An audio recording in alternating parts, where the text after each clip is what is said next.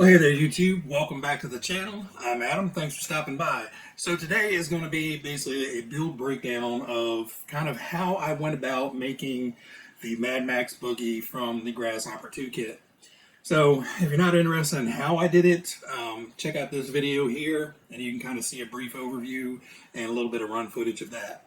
But for you guys that are interested in possibly doing something like this yourself, or just generally curious of how you go about doing some of this stuff, this is how I did it. Please, this is not a how-to video. This is always kind of a how I did it video. Some of this stuff was intentional, some of this stuff was accidental, some of it was a little bit of both. So without further ado, I'm going to jump into it. So essentially what we did is we took a Grasshopper 2 kit and just started sticking stuff to it. Now, the obvious thing that's different is tires. Now, I do have to shout out to a good friend of mine who gave me that suggestion. Said they used to do it all the time on their buggies back in the day to get a whole lot more speed out of them. Now, the big lunchbox rear tires and wheels will hurt you a little bit in the torque and initial speed, but it actually is pretty peppy once you get these big tires up and moving. Now, it's no slouch, but putting those ginormous tires on something that is supposed to be running this size, it's gonna hurt a little bit out of the hole unless you put a super torquey motor in there. Now, the other neat thing that I did, and this is just kind of goofing around to see if it would work, is actually taking the stock rear tires and mounting those to the front wheels. And basically what that did is the tire now has a lot of bulge on the sidewall. I was worried about it rolling over. It doesn't seem to roll over too much. The added benefit of having all that extra sidewall bulge is it's protecting the rims. So I was a little bit worried because we have painted rims on here that it was going to get chipped up. But having that bulge on each side is protecting those rims from getting all chewed up. Added benefit, spiky front tires with a really wide contact patch gives you a whole lot of steering. So I'm probably going to jump back and forth between me talking, pictures, and some up-close video of this. So please, apologies for the jumping in and out. I'll try to edit it to my best of my abilities. So once we kind of had the chassis built, I stuck the tires on there and I was like, that's going to work. Now, one thing I did with the buggy that was different was I put rear oil shocks on the back, which are the Tamiya, the 5520 short CVAs. Now you can, these go from 80 millimeters all the way up to 94 millimeters, and there's two shocks in the pack with a soft and a stiff spring. So I decided to put them on here, and they actually work really good. Especially with this extra weight of these tires wanting to jump up and down, it kind of slows everything down a little bit. On the front, we left the standard shocks as they were. I didn't want to change those. I didn't want to put oil filled up here because it was going to kind of detract from, that vintage buggy look that, they may have got this out of a junkyard somewhere and threw a nice motor into it and made it a war machine. So one of the things that I started out with is I wanted to incorporate the saw blades in here. That was kind of the idea floating around in my head, was to have saw blades.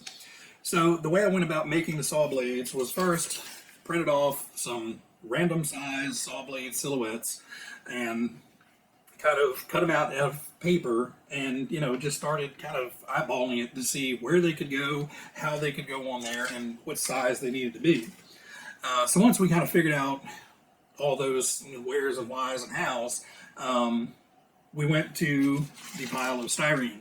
So all this is just white plastic, polystyrene, I believe, styrene plastic. You can get it at almost any hobby shop around the world, Amazon, all that stuff, they carry it.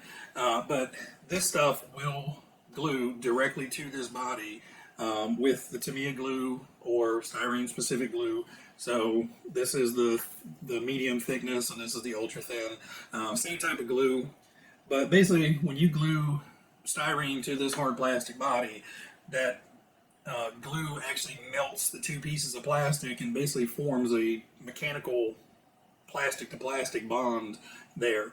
Now, once I had the saw blades cut out and stuck here, I was a little worried that they didn't have a whole lot of firm footprint. You're looking at a 1/16 of an inch of plastic sticking up off of here.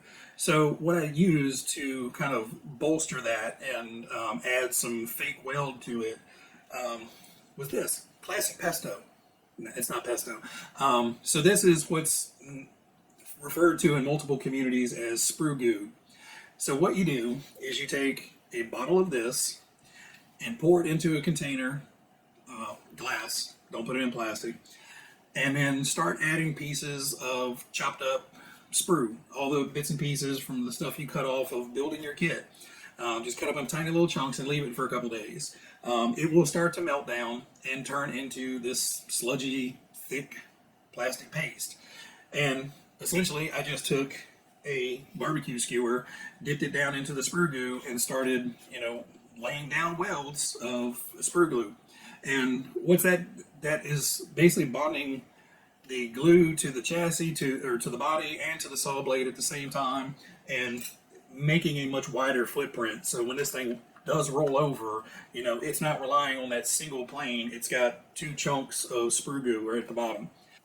So when I went to cut out the saw blades, I already kind of figured out what I needed. I took the paper template that I had, and with the saw blade size that I wanted, took some just generic Elmer's glue stick, rubbed it on the back of the paper, rubbed it onto the thing, rubbed it onto the paper template, and let that cure for an hour. I went around, and in every little gullet, that's an actual word, in every bottom of the saw blade, I took a punch and an automatic punch and punched a little tiny dot in the middle of it all the way around the blades, so I had somewhere good to start a drill bit. Then I went around and drilled out all the individual little gullets on each one of these. And once I had all the holes drilled, then I could take it over to my little saw and cut out each one of these. Now, I know not everybody has a scroll saw, but basically once you have those little gullets cut out, you can cut this out with a pair of snips and a hobby knife and just some patience. Take your time, but you can do it. With the saw, it helps a whole lot.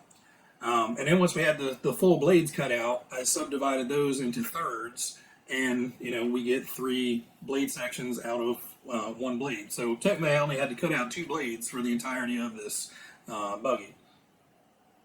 So once we had the blades on, then it was time to start adding more bits and pieces. So I needed something up front in between the saw blades. I didn't want to stick another saw blade right in here. So what this is actually a diff cover or a side bevel gear cover for one of the four-wheel drive buggies. I can't remember which one it was off of. TTO2 build? Not sure. I can't remember off the top of my head. But this was just a random bit left on the sprue from a previous build. And, it just kind of looks like a ginormous turbo or something. I don't know. Could be a differential for up front if it was a four-wheel drive buggy. I don't know. Looks cool. So we used it. The blower back here was left over from a cloudbuster build. For some reason, they give you multiple options for the blower hoods, and that was just one that was left over. And all I did was take a spare piece of an extra linkage from a previous build and an extra piece of linkage kit, and added those on there. I drilled a hole in the body so the linkage could go down in there, and then all this is just a chunk of servo horn. When you can buy the fairly inexpensive servos, it comes with the 6 different types of servo horns you can use. I just kind of cut one up and made it fit, and now we have the brum brum brum lever. I wanted to fill in this little back section back here behind the blower, and all that was from my tank build. There's a little speaker box that comes with it. This series of tanks doesn't come with the speaker, so I had this speaker box left over. So I just took the little grill out of that and screwed it into there. You'll notice we have some diamond plate on here. All that is the same styrene stuff. You can get it in diamond plate and wood plank and all kinds of stuff. And fairly inexpensive. You can go down to the hobby shop and pick up a couple sheets of it for a few bucks and have it on hand for weird things like this. So we just came in and we just cut random shapes. Up here was where the driver figures get screwed into through his head. So I wanted to cover that up because we did want to put the full interior in here. So once we got kind of a lot of this other stuff on there, it still needed some other bits I had extra lights, so I went ahead and mounted the light pods on here. These pieces here came off of some dollar store action figures. They were like little jetpacks or something. So, you know, I had two of them, stick one on both sides, and now they're some kind of, you know, hyperdrive ducts for, you know, Mad Max scientist stuff. The other stuff on the outside of the body is I just got some jewelry chain. You can get it from your craft store or whatever. And I just sprayed it. It was already black chain. I just sprayed it with the matte spray color. And it kind of came out perfect as is. And I just ran it around everything and glued it down. Now, I did do that after I had painted the body. And we'll get into painting here in a moment. One thing we did add was the oxygen and acetylene tanks to the bottom. So there's a green one on one side and a red one on the other side. And I still have stuff falling out of it from when I drove it last. All those are the little CO2 tanks that you would get, you know, if kids have little BB pistols or whatever. You can find these pretty much anywhere. You know, I just add some empties of those and, but hey, fuel tanks, oxygen and acetylene. Now, the little pipes coming off of those, I kind of struggled to find something that would work, and then I just went to a bag of random cables. So any dads out there, you know what I'm talking about. Everybody has a bag somewhere stuffed in a closet that has a bunch of old AV cables and plugs and cords and power bricks that you have no idea what it actually went to, but you can't throw it away. This one worked out well for me. These were some AV splitter jacks for like RCA cables. And basically I just started hacking the ends off of them and cut them down to where they would fit. And, you know, it worked great. Dumb luck was the savior on that one. The only other wiring or cable I put on here was, this is just some Cat 5 cabling. And what I did there was, you know, just literally unsleeve some Cat 5 and then twist it up a little bit more. And we put some little pieces of heat shrink tubing around it just to keep it from unraveling. You know, if it rolls over, it gets hung on something, you know, it's nice and tightly woven, it should stay there. And I just drilled a hole in the front, a hole in the back, and stuck it in there and put a little bit of super glue on there. Now, when you're doing something like that, super glue would work. If you use super glue and then sprinkle a little bit of baking soda on top of it, it serves two purposes. One, it will actually increase the surface area of whatever you're gluing. As soon as that baking soda hits it, it starts curing it as well. So one, you're speeding up the cure time, and two, you're increasing that surface area. So those wires, when they go in, you know, they terminate fairly quickly when they go inside the body, but they have like a big wad of, you know, crystallized super glue, baking powder, baking soda clump on the inside holding it on. This little piece here was just a heat sink off of some electronic I tore apart. I just had it and was like, it'd be like an oil cooler or something like that. So anyway, once we got, you know, kind of the outside done, I started working on the inside. We'll move this guy over here. So what I did here was I had some metal mesh. We had gotten rid of an old, you know, big screen TV, a very old projection screen TV. I couldn't even give it away. Nobody wanted it. It was too expensive to try to fix. So instead of carting this ginormous TV down to the landfill and just throwing it away, I started dismantling it, cut it up in small pieces, recycled what I could, and then threw away everything else. But it had two big metal mesh panels on the front for the speakers. And, you know, the hobbyist hoarder in me was like, I can use those someday, and today was the day. So we cut it out oversized so, you know, it can sit inside the body and have somewhere to mount. I initially glued it with some super glue, just as a quick and easy, you know, get it to stay. And then I went back around with some E6000 flexible adhesive and went all the way around it, let that cure up, and now these are solidly in there. If you look at it from underneath, we have a full interior section, so I've sealed it up front to back, even up here. The good thing is it works really well. The bad thing is it catches all these leaves and debris. Sadly, I put an awful lot of work into the interior and added a whole bunch of little greebly bits and, you know, painted the dash really, really well. I even fully repainted the driver figure. The driver figure is just another dollar store action figure. So he was just a military guy from a dollar store buy, and you know, for what you can see of him, it's fine. You really can't see much of the interior unless you really just start staring into it. But anyway, all the interior was made with the styrene sheet. Was the main part of it. So the whole dash, the bottom floor, all that was styrene sheet. The seat area and the pieces behind it were leftover pieces from a Tamiya tank build, and the sprues, the parts tree sprues. Just cut them up, bent them, glued them down, and then we painted everything. Did a dry brush over top of it, and then sealed it with the clear matte or clear flat finish. Sorry guys, I keep shaking crap out of this thing. But yeah, a whole lot of detail went into the interior. A whole lot of detail can't be seen on the interior. I know it's there, so we're good. Real quick, I'll show you the chassis. So if you notice, the chassis is not shiny. It is very matte. It is very gray.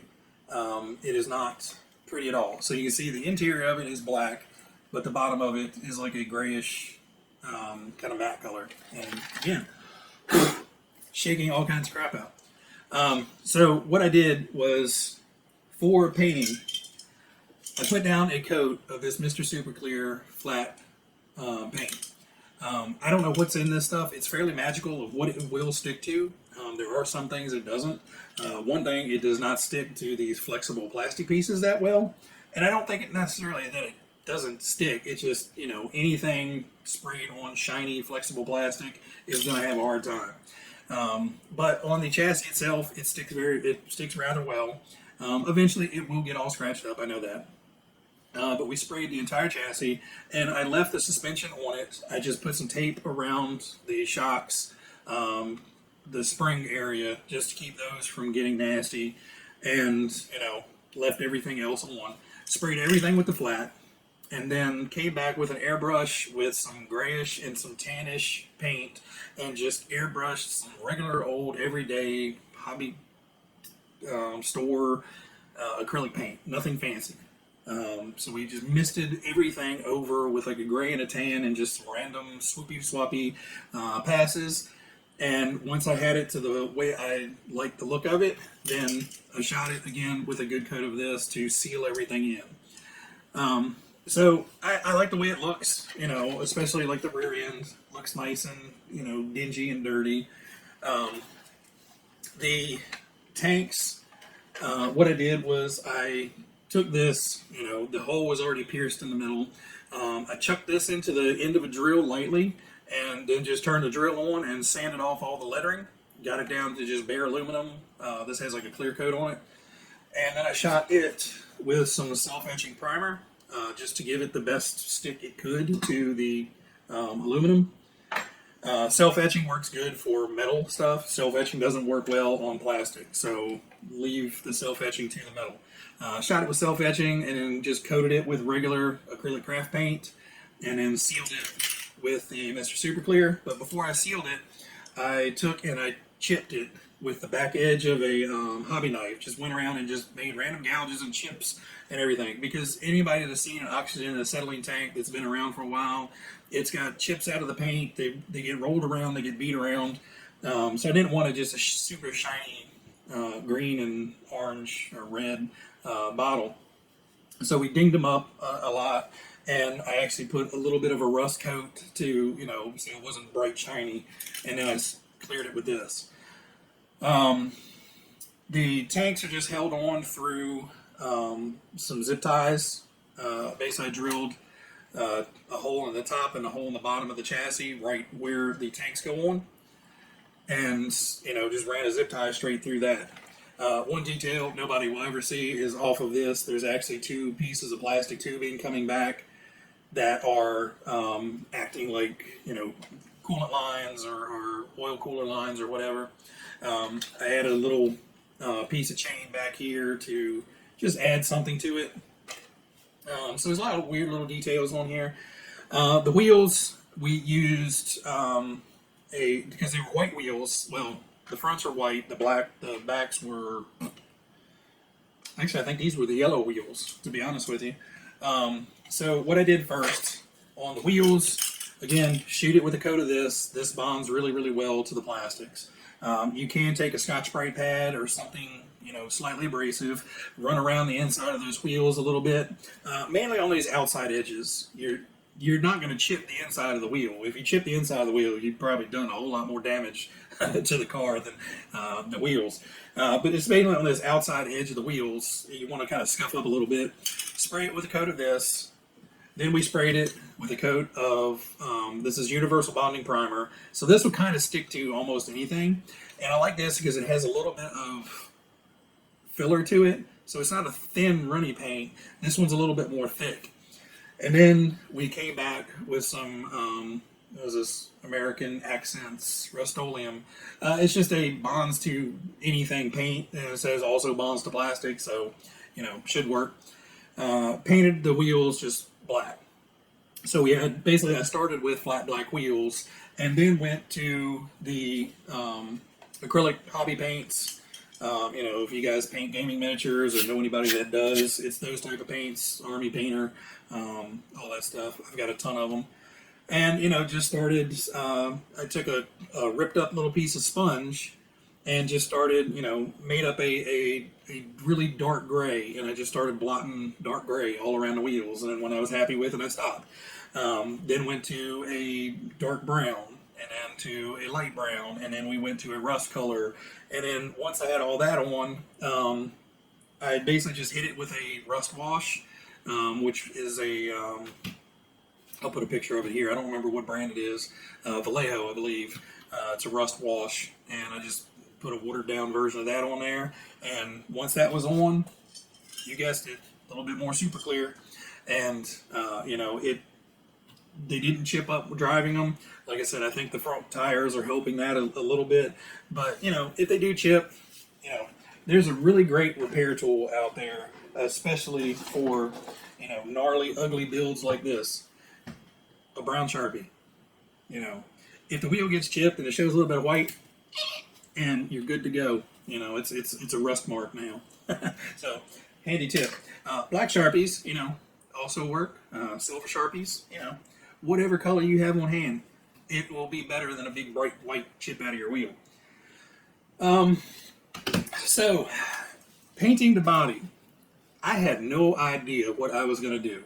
I initially went, I'd seen Brent from Adventure Time RC. He had done some salt coatings. I had seen some guys do it. And, you know, I didn't know if I wanted to go down that route. And, you know, I was like, all right, we're just going to do this the hard way. Which actually, in all honesty, was not that hard. So the first thing I did was sprayed the whole body with this Universal Bonding Primer. And this is where a happy accident happens. I was in a rush and I was trying to get things done too quick. I was up here working. I was downstairs spraying stuff, you know, running in and out, spray it outside, bring it in, set it downstairs, and let it dry. So in my rush of running in and out of the house or in and out of the garage, I noticed that I missed a spot. It was barely covered. So I got the can out and I'm like, screw it, I'm just going to... And when I did that, I kind of went over, you know, you get a little overzealous sometimes to spray paint, and I kind of went over a lot of it again. And in some spots where I'd already gone over it, I started seeing little runs, and I'm like, I don't have time for this. So, since it was just the primer coat, and I was probably going to have to sand out an imperfection anyway, I went over and got my compressed air nozzle, and took and went, psst, and tried to blow the run out. Whatever that does to this makes impressive rust spots. So literally I hit it with the air and it kind of just went and just made this gnarly looking spot. And my first thought was like, God, I just ruined it and I'm going to spend forever sanding that out. And I sat there and looked at it and I'm like, no, that looks absolutely perfectly awful. So we went back around and went and put some big globs and big runs in there, and I went back over it with the air nozzle, and we got a lot of these crazy imperfections in the paint, and, you know, that gave me this gnarly, cruddy undercoat to paint more stuff on top of. So a lot of the texture in here is the primer. Now, the other part of the texture is on all the saw blades. It has a very rough, crunchy feel to it and look to it. Now, what I used for that was this stuff for model making called Vallejo Thick Mud. Gamers, miniature gamers use it all the time for bases. Model makers use it all the time for weathering and nastying up like my tank and all that stuff. So what I did was I just add a little bit of water to it to thin it down some. And essentially it's paint with like a grout sand mixed into it. So it gives you this nice textured finish. So I just watered it down a little bit and just started globbing it all on there with a jump brush. Got it to the point to where I thought, hey, that's probably enough. So the majority of the texture is on the blade itself. I kind of left the teeth a little bit less gnarly and let all that stuff dry. Then I came back, once everything was dry, I came back with the flat black, and I didn't go crazy with the flat black. I just kind of started misting it here and there, just to give it black color. And then I went back over it with a really light coat of this. I mean, I was like, and got done. So basically we had gray underneath, a thick, heavy layer of gray underneath, a fairly light coat of black on top with a final just hint of gray on the top. So once we had all the paint layers on there, I let it sit for an entire day to, fully cure. Came back out and just started hitting areas with sandpaper. I think 320 grit, 400 grit, something like that. So as I was, going over the areas, you're rubbing through the gray, you're rubbing through the black, you're rubbing back into the gray. So we're getting all those undulations of that messy primer coat that we put on first. So once I had kind of all that color on there and, had it kind of gnarly enough looking, I went ahead and took it inside, sat down with the weathering paints that I have, and started adding the rust.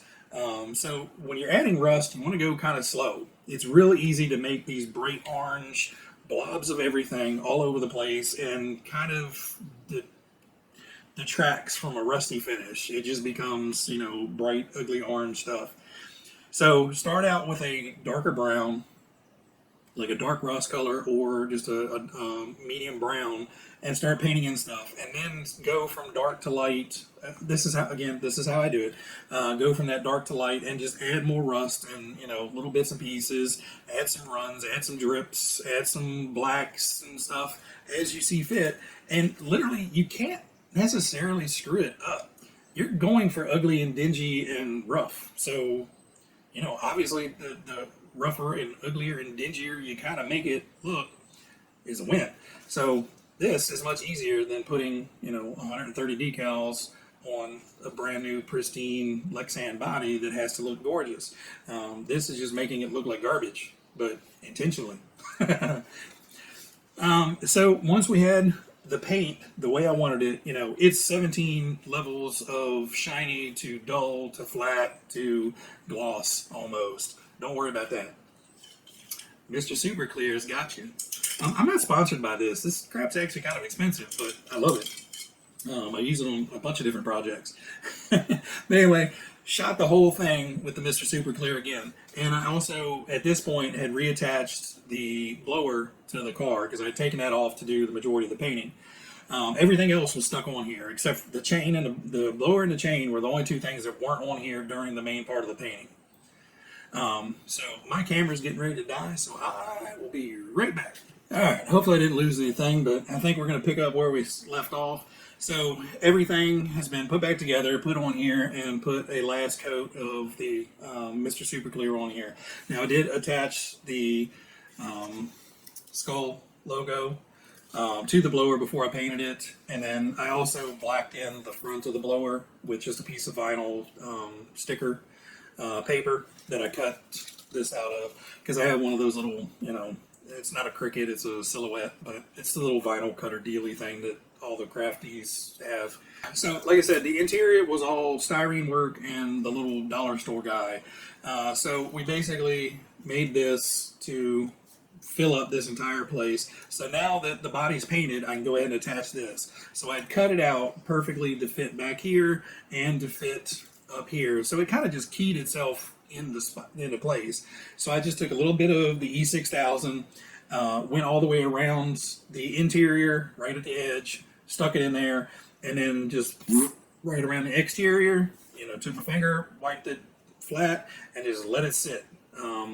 Come back and check it once or twice in the first 5 minutes or so, just to make sure things haven't shifted. But it didn't move, so I just let it go. Give it 4 or 5 hours, and it's good enough to where you can keep working with it without worrying about it falling out. So now we have basically the body is done. The only thing else, it needed something.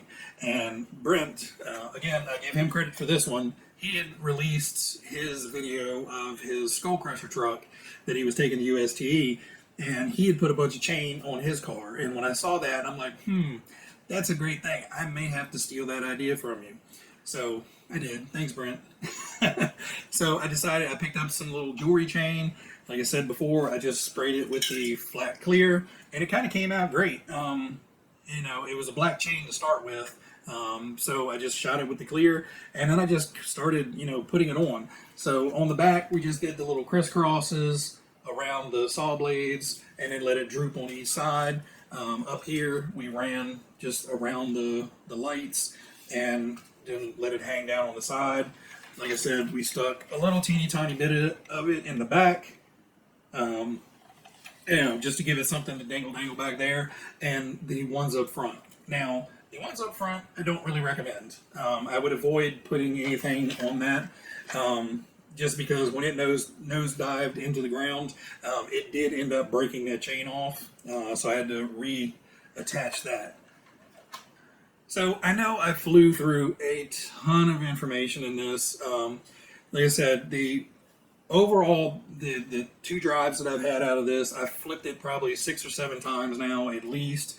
Everything has stayed on there. Nothing on the body is chipped or scraped or anything really badly. The front bumper section is the only place where paint is starting to want to chip and peel off. The front, it has a little bit of chip paint and gnarly. So actually it just looks like, old clear coat that's chipping off. So it still kind of fits the dark, dank, nasty buggy build. So what are you going to need to build one of these?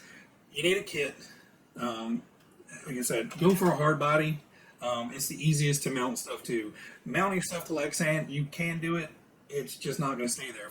Lexan is just too flimsy. If you're building it just for a showpiece, sure, go right ahead. If you ever plan on driving it, stick to a hard body. It's going to work better for you. So you need a kit. Grasshopper 2, Blitzer Beetle, whatever you want to make a Mad Max car out of. If you want to do your Clodbuster, do your Clodbuster. But hard body, I really recommend this. Like I said, it has some magical ingredient into it that lets crap bond to plastic like I've never seen. But I suggest something like that. Some different primers. If you're doing anything metal, the self-etching works great. But more likely, universal bonding primer you can get away with and do that fine. So this necessary. Flat paints. Flat's your friend, especially if you don't have some sort of clear coat to dull down the finish and even out the finish.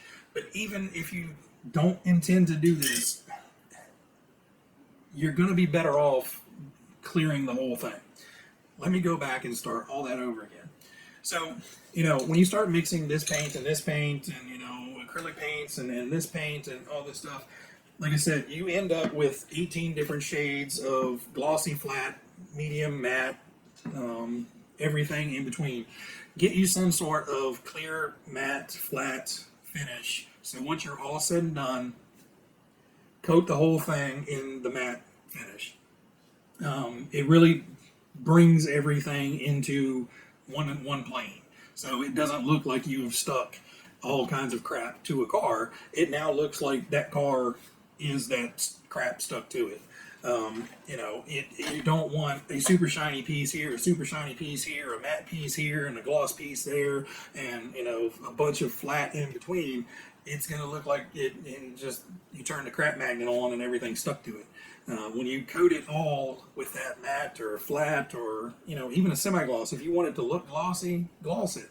Just get everything kind of on that same plane. That way it looks like it's all supposed to be there. And I think that's probably the biggest key of it all. Paint it whatever color you want. I was going to do this in like a blue and just have all the rust and primer and everything coming through. But like I said, once I made that mistake with the primer and ended up getting kind of all this blistered, gnarly effect to it, I was like, I don't know, let's just shoot it with some gray and then it starts, put some black, put some gray on there and start sanding it and see what it looks like. And it came out to what it looks like. It also kind of ties it in better with that kind of grade undercarriage. But, the biggest thing is don't be afraid. I had no idea what was going to happen to this thing. I had no idea what it was going to end up looking like. So, go out to the garage, crank up some tunes, just get lost in the moment. And I will tell you, 5 hours working on this felt like 5 minutes in the real world. I sat out here for a few nights on end, just with a pile of styrene, a hobby knife, some snips, and some glue, and it was just going to town, having my own little fun. And I lost track of time completely. That's why I keep my phone out here so my wife can text me and tell me to come in and actually eat some food or something. But anyway, like I said, the biggest thing, don't be afraid. Just do it. The biggest thing that can go wrong, if you start gluing saw blades or something and, they start falling off and you're just like, I can't do this. Sandpaper. Sand all those little spots down nice and flat. Spray paint it, decal it, and you're right back to having your original Grasshopper 2 kit. If you are wanting to do this and you have a Grasshopper 2, buy an extra body. Start adding all the crap to that extra body.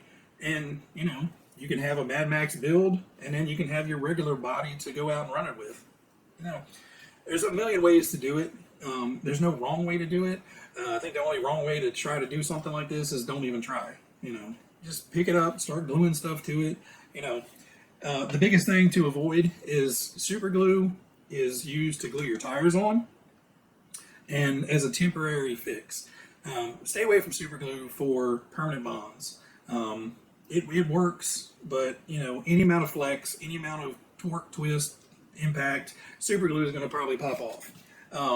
E6000, great if you're not doing a mechanical bond, sort of like, say, the plastic to plastic.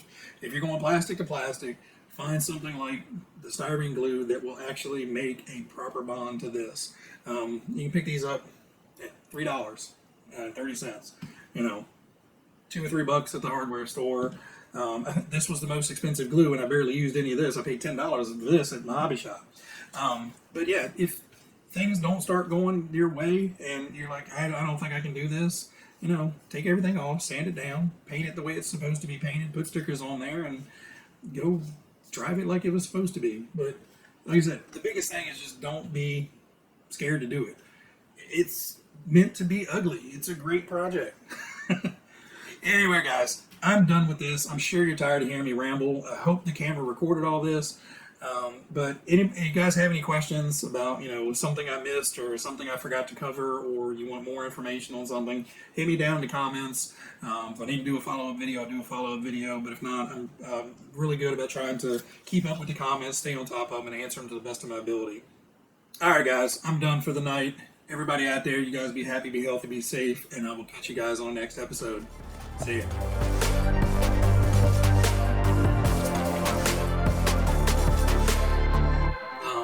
As always, guys, you guys stay out there, stay healthy.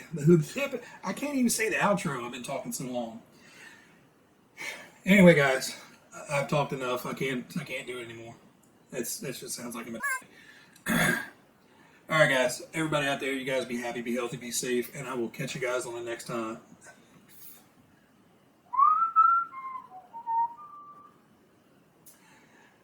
All right, guys, everybody out there, you guys be healthy. Good God.